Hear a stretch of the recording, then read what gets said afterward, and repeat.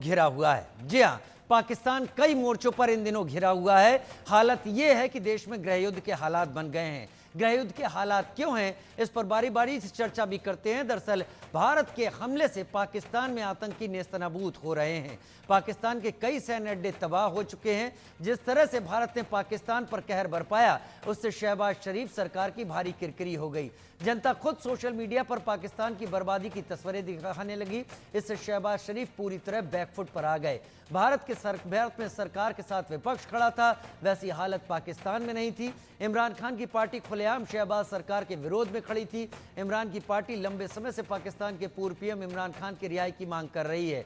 इसके लिए जब तक पीटीआई का बड़े स्तर पर प्रदर्शन भी देखा जाता है।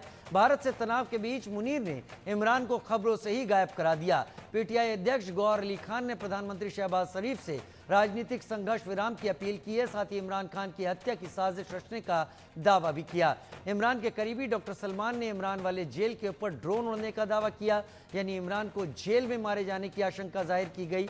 पाकिस्तानी सेना के जनरल असीम मुनीर पहले ही इमरान खान से चिढ़ते हैं। लोकप्रिय हो चुके इमरान की खबरें अखबारों में नहीं होने से लोगों के अंदर गुस्सा देखा जा रहा है। ऐसे में कभी भी जनता सड़क पर आकर कोहराम मचा सकती है। भारत पाकिस्तान के बीच 10 अप्रैल को सीज फायर की घोषणा के बावजूद पाकिस्तान की ओर से सीज फायर का उल्लंघन किया गया। खबरें आई कि पाक आर्मी चीफ मुनीर शहबाज की बात नहीं मान रहे हैं। वो भारत के हमले के बाद हुई तबाही के बाद से कुछ नहीं कर पाने का गम लिए हुए हैं। जाहिर है कि मुनीर की नाराजगी के बाद तख्तापलट की आशंका गहरी हो गई। इस बीच देश के नाम संबोधन में शहबाज ने मुनीर की तारीफ की ताकि मुनीर की नाराजगी थोड़ी कम हो सके।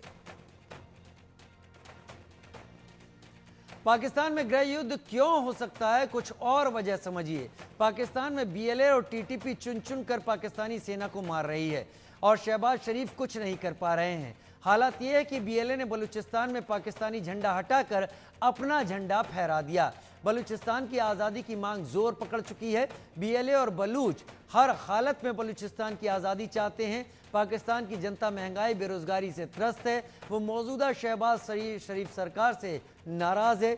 चुनाव में धांधली से इमरान की पार्टी को हराने का गुस्सा उसके ज़हन में अब तक दफन है, जो कभी भी बाहर निकलकर सड़कों पर उत्पात मचा सकता है। और सबसे बड़ी बात, इमरान खान को जेल में रखने से भी पाकिस्तान की आवाम शहबाज सरकार से बेहद नाराज है। ऐसे में कभी भी गृह युद्ध हो सकता है। पाकिस्तान की जनता सबसे ज़्यादा नाराज मुनीर से है, क्योंकि मुनीर के बयान के बाद ही पहलगाम आतंकी हमला हुआ और इस आतंकी हमले के बाद तंगहाल पाकिस्तान को भारत ने पीछे कर दिया। भारत ने आतंकियों को तो खत्म किया, पाकिस्तान के रडार सिस्टम और सैन्य हवाई अड्डों को भी नष्ट किया। पाकिस्तान को मजबूरन पाकिस्तान सुपर लीग टूर्नामेंट रद्द करना पड़ा। पाकिस्तान में गृह युद्ध छिड़ने के कई कारण हैं। आग वैसी किसी भी वजह को थोड़ी भी हवा मिली तो पाकिस्तान जलने लगेगा।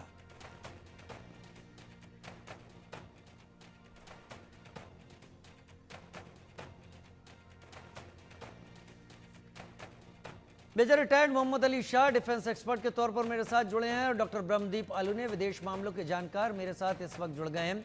मेजर मोहम्मद अली शाह, ये ऑपरेशन अभी जारी है लेकिन तस्वीरों में रुका हुआ है। हालांकि आर्मी अभी बॉर्डर पर हालात को एनालाइज कर रही है, देख रही है क्या होता है क्या नहीं होता है। डीजीएमओ की प्रेस कॉन्फ्रेंस में काफ़ी चीज़ें बता भी दी गई हैं। आपका एनालिसिस क्या है ऑपरेशन सिंदूर और फिलहाल की सिचुएशन को लेकर? भाई, पाकिस्तान ने कल अपना तमाशा बनाया है दुनिया के आगे। उन्होंने अंतरराष्ट्रीय रूल्स का तमाशा बना दिया। बेसिकली इन अदर वर्ड्स, अगर अंग्रेजी में बोले तो they made a complete fool out of themselves. Ceasefire की घोषणा होती है तकरीबन 5:30 बजे। 3-4 घंटे में, कुछ चंद घंटों में ही Pakistan back to square one. और जैसे ये हुआ, अजय भाई, मैं एक चैनल के स्टूडियो में था और ब्रेकिंग न्यूज आई, उसी टाइम पे 1 मिनट नहीं हुआ होगा, मैंने बोला क्या हम पाकिस्तान पे भरोसा कर सकते हैं? मगर नहीं कर सकते। मैं उसी टाइम कह देता हम इन पे भरोसा नहीं कर सकते। एक वीडियो बड़ा वायरल हुआ है लक्ष्य फिल्म का, जहाँ पे ओमपुरी ऋतिक रोशन को कह रहा है मेरे को इन पाकिस्तानी सिपाहियों से डील करने का बहुत लंबा तजुर्बा है। पाकिस्तानी जब हारता है तो पलट के जरूर आता है। आप जीत जाओगे तो अब थोड़ा आराम से मत रहना, क्या पता कब पलट जाए। तो ऑपरेशन सिंदूर अभी जारी है, इन द सेंस कि अभी हम वेट एंड वॉच अभी हम देख रहे हैं, जहां तक मैं समझ पाया हूँ, क्योंकि सीज फायर है। डीजीएमओ की कल देखते हैं, कल बातचीत के बाद डीजीएमओ की बातचीत के बाद क्या निकल कर आता है।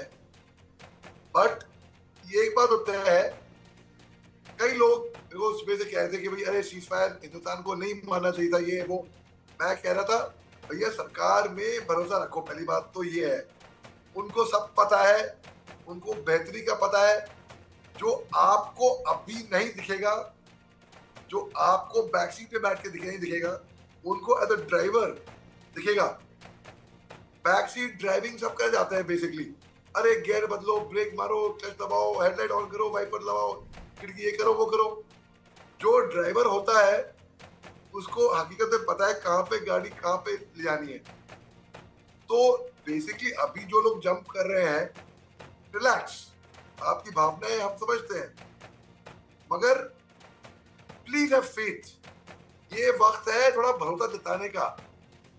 अगर हम बोले अरे सही मौका था, आप के भी ले आते, सब कुछ होएगा, सब कुछ होएगा। पाकिस्तान हमारे आगे घुटने भी टिकेगा।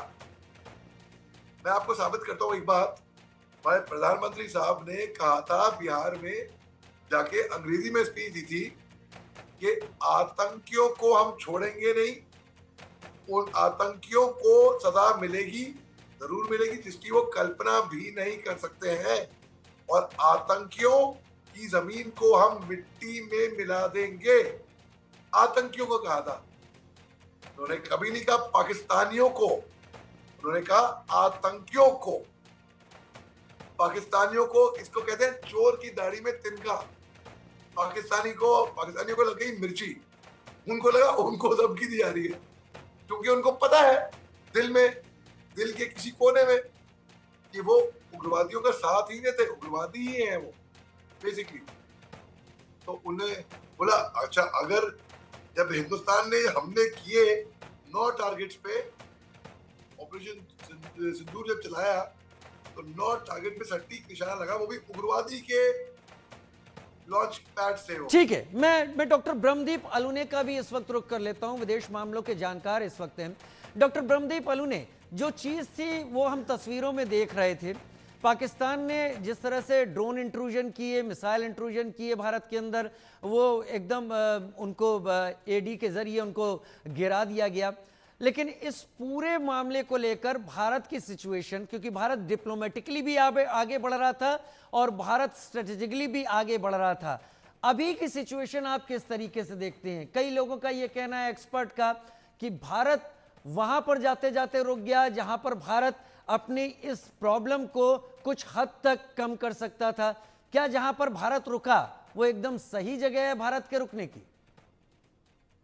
राजीव जी देखिए, ये जो ऑपरेशन सिंदूर था, यह कूटनीति और सैन्य रणनीति के लिए पूरी दुनिया में हमेशा याद किया जाएगा कि एक ऐसा देश जो परमाणु शक्ति संपन्न राष्ट्र है, उस राष्ट्र में घुसकर कैसे उसके सैन्य ठिकानों को तबाह किया जाता है। और सबसे बड़ी बात तो यह है कि 1971 की पीढ़ी जो यह देख चुकी थी कि पाकिस्तान पर क्यों हमको मनोवैज्ञानिक बढ़त हासिल है, इस पीढ़ी ने एक बार देखा एक बार फिर, तो यह हमारी बहुत बड़ी विजय है। दूसरी बात यह है कि ऑपरेशन जो सिंदूर था, उसका उद्देश्य बहुत स्पष्ट था, पाकिस्तान के आतंकी ठिकानों को नष्ट करना। आप देखिए 1999 में करगिल वार हुआ था, हमने सीमाओं पर क्रॉस नहीं किया था। 2001 में संसद पर हमला हुआ, हमने सीमाओं पर क्रॉस नहीं किया। 26/11 के निर्ममतम हमले को भी हमने झेला, लेकिन हमने उसके बावजूद अंतर्राष्ट्रीय नियमों में बनते हुए डोजियर दिखाए, सब कुछ किया, लेकिन हाफिज सईद जो है वो पाकिस्तान में रहा, तकरीरें करता रहा, हम उसका कुछ नहीं बिगाड़ पाए। लेकिन अब हमारी सैन्य रणनीति बदली है, दुनिया को हमने संदेश दिया है कि हम अपनी समस्याओं के लिए या पाकिस्तान से निपटने के लिए अंतर्राष्ट्रीय मंचों का उपयोग नहीं करेंगे, हम उसका समाधान करेंगे। पहलगाम में जो कुछ हुआ, हमने उसका जवाब दिया। वो जैश ए मोहम्मद जिससे 2.5 दशक से यह देश इतना परेशान रहा है, कई महिलाएं बेवाएं हो गई, कई हमारे सैनिक जो है शहीद हो गए, उस जैश ए मोहम्मद का सरगना अजहर मसूद जैसे आंसू बहाता है, रोता है और कहता है कि काश 14 परिजनों के साथ मैं भी मर गया होता, तो यह हमारी बहुत बड़ी मनोवैज्ञानिक बढ़त है। उसके बाद यह भी ये सवाल उठाया जाना कि क्या हम रुक गए, इससे आगे बढ़ सकते थे। देखिए राजीव जी, एक बात बहुत स्पष्ट होना चाहिए, किसी भी ऑपरेशन का एक उद्देश्य होता है। क्या हमने बलूचिस्तान की आजादी का ऑपरेशन छेड़ा था? क्या हमने पीओके को पाने का ऑपरेशन छेड़ा था? क्या हमने रावलपिंडी या इस्लामाबाद को जीतने का ऑपरेशन छेड़ा था? नहीं छेड़ा था।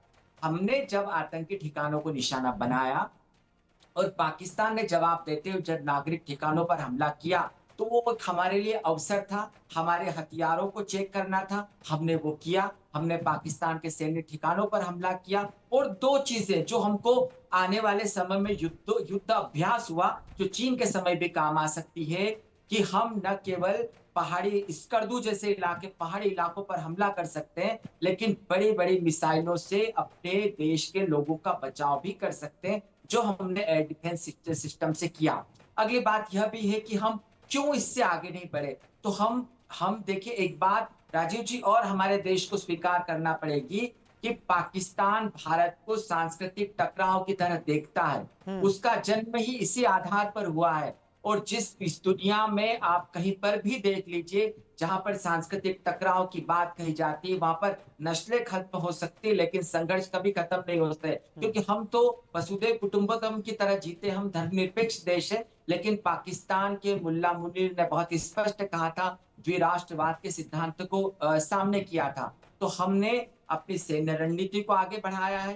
कूटनीतिक मोर्चे पर आप देखिए, रूस का किसी ने आलोचना की है, किसी ने यूक्रेन की आलोचना की है, कोई इजराइल की आलोचना करता है, कोई फिलिस्तीन की आलोचना करता है, लेकिन भारत के हमलों के बावजूद वैश्विक समुदाय में भारत की कोई आलोचना नहीं हुई है। यह हमारी बहुत ठीक है। कूटनीतिक जीत है। मेजर मोहम्मद अली शाह, क्या आपको लगता है जो पिछले कल के पहले जो 48 घंटे लगातार जो कुछ भी हुआ, उससे भारत ने ग्लोबल मिलिट्री ऑर्डर को रीसेट कर दिया है?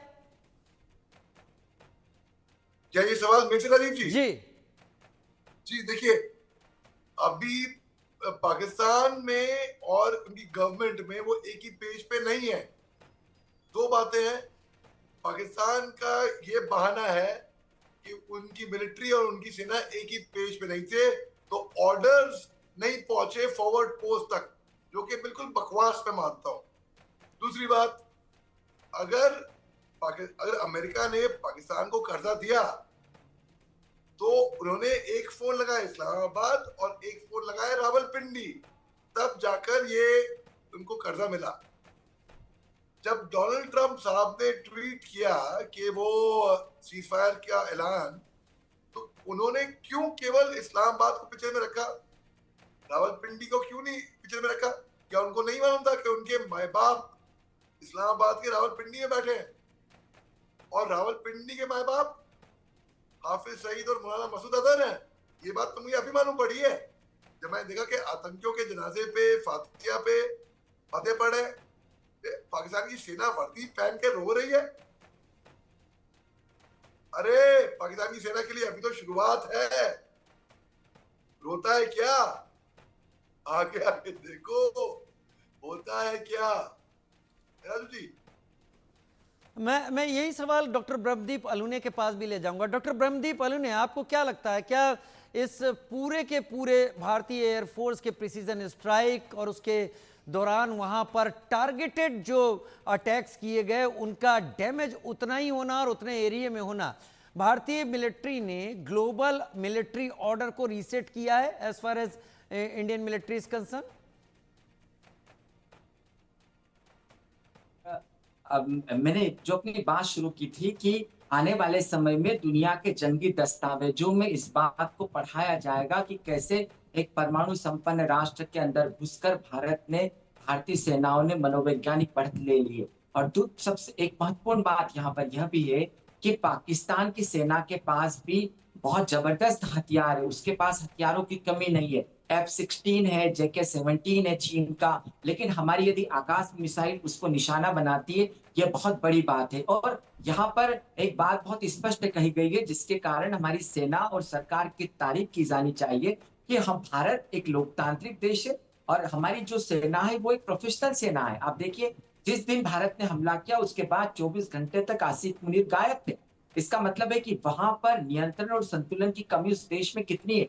वहीं पर हमारी सेना के जिम्मेदार लोग आकर हर दिन प्रेस ब्रीफिंग करते रहे, प्रेस कॉन्फ्रेंस करते रहे और जब कल एक महत्वपूर्ण बैठक होने वाली उसके पहले हमारे सैन्य अधिकारी आकर पूरी पारदर्शिता से यह बताते हैं कि हमने पाकिस्तान के कैसे जो सैन्य प्रतिष्ठान है उनका टारगेट किया, कैसे आतंकी जो ठिकाने उनको टारगेट किया और सबसे बड़ी बात है दुनिया को यह भी बताया कि कैसे पाकिस्तान ने अपने जो नागरिक विमान है उनको जो है मानव ढाल बनाने की कोशिश की, ढाल बनाने की कोशिश की, भारत की वैश्विक बदनामी करने की कोशिश की। तो इतने जटिल और तनाव भरे माहौल में भी हमने कोई ऐसी कार्रवाई नहीं होने दी।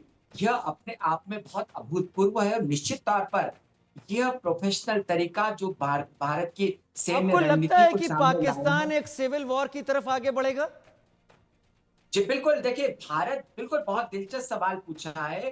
भारत की जो सैन्य कार्रवाई है आप इतिहास उठाकर देखिए, जब-जब भारत के साथ संघर्ष हुआ है इस पाकिस्तान में सेना और राजनीतिक सरकार के बीच अंतर्द्वंद हुए हैं। दोनों ने एक दूसरे पर ठीकरा फोड़ने की कोशिश की है और यहाँ तक कि जुल्फिकार अली भुट्टो जैसे लोगों को फांसी पर चढ़ा दिया है। और अब जहाँ पर पाकिस्तान खड़ा है जो 3-4 दिनों में जो बलूचिस्तान लिबरेशन आर्मी है उन्होंने पाकिस्तान के कई सरकार जो आर्मी भाग खड़ी हुई है कई ठिकानों पर कब्जा कर लिया और वो भौगोलिक जो वहां का एरिया है वो बहुत ही जटिल है। वहां पर पाकिस्तानी सेना को वापस अपना दबदबा कायम करने के लिए बहुत मेहनत करना पड़ेगी। खैबर पख्तूनख्वा में भी ऐसे चीजें सामने आई है और सबसे बड़ी बात है कि पाकिस्तान के विद्रोही संगठनों को संदेश गया है कि पाकिस्तान की जो सेना है वो एक बात के लिए मशहूर है कि ये कभी भी घुटने टेक देती है।